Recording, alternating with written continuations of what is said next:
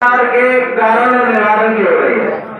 कारण हमारी मानसिक गुलामी है और दूसरा कोई कारण नहीं है। तीसरा निवारण की अगर बात करें, मैं आपसे एक बात कहना चाहता हूं कि यहाँ तमाम लोग, पहले तो मैं निवेदन करूंगा जो भी साथी बीच में डिस्टर्ब कर रहे हैं ना, वो बात सुन ले, क्योंकि उम्र कम है, बहुत से तय कहेंगे कोई तेरे मजे क्या है। तो सबसे पहले एक ही कड़ी में सभी संतों गुरुओं महापुरुषों के चरणों में नमन करते हुए और अपने आदर्श भाई चंद्रशेखर आजाद जी को धन्यवाद करते हुए कि आज उनकी बदौलत मैं आप लोगों के बीच में हूं, आज मैं जिंदा हूं। क्योंकि हमारे महापुरुष कह के गए हैं कि जो कौन अत्याचार के खिलाफ आवाज नहीं उठाती वो लाशें उठाती है। आज हमारे साथ भी यही हो रहा है। सम्मानित साथियों, अभी हमारे लेखीराम यदुवंशी जी ने कहा कि जो हमारे ऊपर अत्याचारों का कारण है वो है अलग अलग संगठनों का बनना। सवाल तो है कि भाई आखिरकार अलग अलग संगठन बनते क्यों? बीमार भी बने, क्यों बने? अत्याचार से लड़ाई लड़ने के लिए, शिक्षा के लिए। सम्मानित साथियों, में बड़ी बड़ी बातें करके चले जाते हैं, लेकिन बड़ी बड़ी मिसालें देते हैं एकता की कि हमें एकता में रहना चाहिए, संगठन में रहना चाहिए। लेकिन मेरा सवाल है आज सभी बुजुर्गों से, युवा साथियों से जो यहाँ बैठे हुए हैं कि जब भी हमारे समाज पर, समाज का मतलब किसी जाति से नहीं होता, समाज का मतलब होता है कि कोई भी शोषित वंचित व्यक्ति जिस पे उत्पीड़न होता है या अनेक जातियों का समूह होता है उसे हम समाज कहते हैं। जैसे अनुसूचित जाति समाज, अनुसूचित जाति समाज, ओबीसी समाज, समाज जो बाबा साहब ने समाज, हमने समाज को जातियों में बांट दिया। हमने बना दिया चमार समाज, वाल्मीकि समाज, धोबी समाज, खटीक समाज, जाट समाज, गुर्जर समाज। हमने एक जाति को भी समाज मान लिया और यही भी एक बड़ा कारण है हमारे ऊपर अत्याचार होने का। सम्मानित साथियों, हम एकता की बात करते हैं, सबसे पहले हम शिक्षा की बात करते हैं। आज लाखों 6 लाख संगठन लगभग गिनवाए गए हैं। 6 लाख संगठन है, उसके बराबर में एक संगठन है आरएसएस, जो इस देश में मनोभाव स्थापित करना चाहता है। हमारी लड़ाई डायरेक्ट इनडायरेक्ट कैसे लगा लो आरएसएस से। एक आरएसएस संगठन ने इस देश में हजारों लाखों स्कूल चलाए, हजारों लाखों लोगों को आईएएस आईपीएस अफसर बनाया। हमारे 6 लाख संगठन है, हमारे संगठनों ने कितने स्कूल इस देश में चलाए क्या बताए? हमारे संगठनों ने कितना शिक्षा पे काम किया, कितने आईएएस आईपीएस अफसर बनाए? नहीं बनाए। यही कारण है कि हमारे ऊपर अन्याय अत्याचार। हम संगठन के नाम पर चंदा इकट्ठा करते हैं, संगठन के नाम पर पैसे लेते हैं, समाज से पैसे लेते हैं, लेकिन जब उस पैसे कोई यूज की बात आए तो हमें ये नहीं पता होता कि हमें ये पैसा लगाना कहाँ है। सम्मानित साथियों, मैं बात कह रहा हूं कि अन्याय अत्याचार के खिलाफ अगर हमें लड़ाई लड़नी होगी, अन्याय अत्याचार जब भी होता है तो किसी कमजोर वर्ग पर होता है, कमजोर व्यक्ति पर होता है, और कमजोर व्यक्ति अगर खुद उस अन्याय अत्याचार से लड़ने के लिए सक्षम होता तो उसे संगठनों की जरूरत नहीं होती।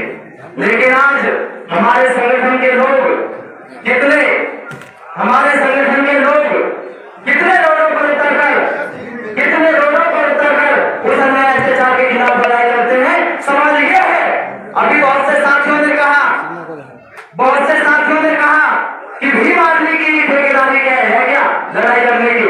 अभी ना ये नागल ब्राह्मण की बात बताई थी, अभी नाइला की बात थी। एक पुलिसकर्मी ने, हसनपुर थाना क्षेत्र के पुलिसकर्मी ने दुकान से खींचकर हमारे समाज के व्यक्ति को इतनी बुरी तरीके से पीटा। लेकिन कितने लोग वहां पे, आखिर समाज के लोग आज भीम आदमी से उम्मीद क्यों लगाते हैं? मैं कहता हूं उस अधिकारी के खिलाफ कार्रवाई करवाई गई, तुरंत एक्शन लेकर सस्पेंड कराया गया, उस पर मुकदमा दर्ज कराया गया। प्रश्न विश्वास जब तक हम अपने संगठन के प्रति अपने समाज में नहीं जगाएंगे, हमारा समाज भी संगठन से नहीं जुड़ सकता है, चाहे हम किसी भी संगठन की बात करें। हमें समाज के अंदर उस संगठन का विश्वास जगाना होगा कि हर दुख तकलीफ में हमारे साथ, आपके साथ खड़े रहेंगे। अभी हमारे कई साथी बैठे हैं, आगे की घटना है, 2 दिन पहले भी हुआ, कि बजरंग दल के लोगों ने हमारे लोगों को घेर कर पीटा। अभी की घटना हमारे अध्यक्ष जी मौजूद है, उनके पास फोन आया, उनके यहाँ पर बजरंग दल के कुछ लोगों ने अनुसूचित जाति के एक लड़के को घेर कर मारा है। मेरा सवाल है, कितने ऐसे लोग हैं जो यहाँ से चल करके थाने चलने का काम करेंगे?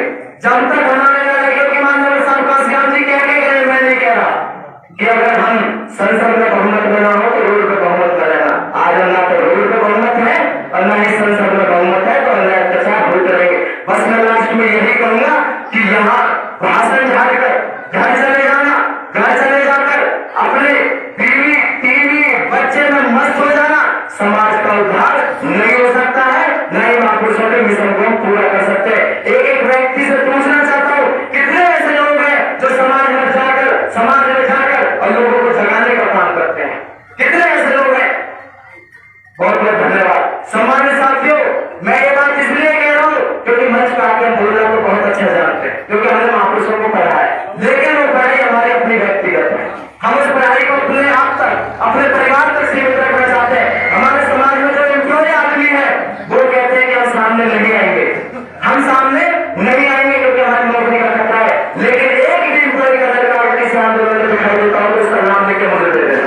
अगर एम्प्लॉय की लड़ाई भी कोई लड़ता है तो मेरे जैसे गरीब का बच्चा लड़ता है जो 9,000 की नौकरी करता है। लेकिन शर्म आनी चाहिए उन एम्प्लॉय आदमियों को जो बाबा साहब के संविधान की बदौलत आज कमा रहे और उन लोगों को नहीं आज सहयोग नहीं कर रहे, किसी भी प्रकार का सहयोग नहीं कर रहे। अरे तुम्हारे 4 बच्चे का घर है तो तुमने 4 बच्चों की ठेकेदारी लेने की पाइस अफसर बनाना है। क्या कभी उस मजदूर के बच्चे की ठेकेदारी आपने दी समाज में? जिसको आईएएस अफसर बनाना है, अन्याय अत्याचार रुक जाएगा जब तक हम पढ़ लिख कर आईएएस अफसर तो बन गए, क्योंकि पढ़े लिखे हम शिक्षित नहीं है। शिक्षित व्यक्ति वो होता है जिसके अंदर सामाजिक ज्ञान हो, महापुरुषों की विचारधारा हो, वो शिक्षित व्यक्ति है। यहाँ जो भी लोग बैठे वो अपना आकलन करेंगे, हम पढ़े लिखे हैं, शिक्षित हैं, अपने आप समझ में आ जाएगा कि हम महापुरुषों के मिशन पर चलने वाले हैं या घर परिवार को चलाने वाले हैं। सम्मानित साथियों, मैं लास्ट में एक ही बात कहूंगा कि अगर हमारे डीसी एसपी अगर हमारे शिक्षित हो, पढ़े लिखे नहीं शिक्षित हो, तो शायद अन्य अत्याचार भी नहीं हो, क्योंकि प्रशासन की मिलीभगत से अन्य अत्याचार होता है। हम न्याय लेने जाते हैं, न्याय नहीं देते हैं, आरोपियों के हौसले बुलंद होते हैं। तो मैं एक मेरा छोटा सा सवाल है, छोटा सा,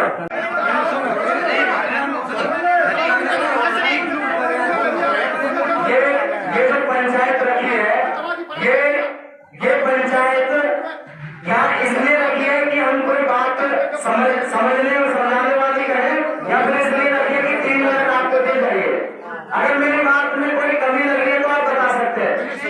मैं ये बात कह रहा हूं कि हम अगर जिम्मेवारी में, अगर हम वास्तव में बदलाव करना चाहते हैं, अन्याय अत्याचार से लड़ाई लड़ना चाहते हैं, अन्याय अत्याचार को खत्म करना चाहते हैं, तो हमें शिक्षित व्यक्तियों को आईएएस आईपीएस अफसर बनाना होगा, शिक्षित व्यक्तियों को एमपी एमएलए बनाना होगा। अब मैं बात करता हूँ, हमारे जैसे रसूलपुर गांव है, तारा का गांव, खेला गांव, कोई भी गांव आप लगा लीजिए, हमारे गांव में 20 घर, 25 घर, 50, 100, 150 घर होते हैं। क्या पूरा समाज, पूरी जाति और अन्य जातियों के लोग भी अगर ये चाहें कि हमें अपने गांव से एक शिक्षित बच्चे को आईएएस बनाना है, डीसी बनाना है, एसपी बनाना है, तो हम अगर उस गरीब के बच्चे को सिर्फ यही टारगेट है, उसके सामने लिख दिया जाए कि तेरा टारगेट आईएएस है, उसको शिक्षित करके अगर आईएएस बनाया। हमने हरियाणा के अंदर अगर 15 जिलों से एक कैडेट में अगर हमारे 90 गाँव में 90 से हमने तैयारी करवाई, सिर्फ एक बच्चे को एक गाँव से तैयारी करवाई, 90 गाँव में से अगर हमने 10 बच्चों का भी क्वालिफाई कराया, 10 नहीं सिर्फ एक बच्चे का भी अगर एक जिले से क्वालिफाई कराया, तो 22 जिलों में 22 आईएएस आईपीएस अफसर हमारे हो, जो शिक्षित होने पढ़े लिखे। मैं देखता हूँ कैसे अन्याय अत्याचार हमारे समाज पर हो जाए। जब हमारा शिक्षित व्यक्ति एसपी होगा तो अन्याय अत्याचार करने वाले 100 बार सोचेंगे कि हम नहीं करवाते, विचारधारा के लोग हैं। तो साथ में काम करने की जरूरत है, भाषण की जरूरत नहीं है। कार्य समय के लिए कहा जा रहा है, हम काम करने में विश्वास करते हैं। अभी भी एक दृष्टि के मामले में हमें जाना है और किसी भी थाने में जाकर आप पूछ सकते हैं कि सबसे ज्यादा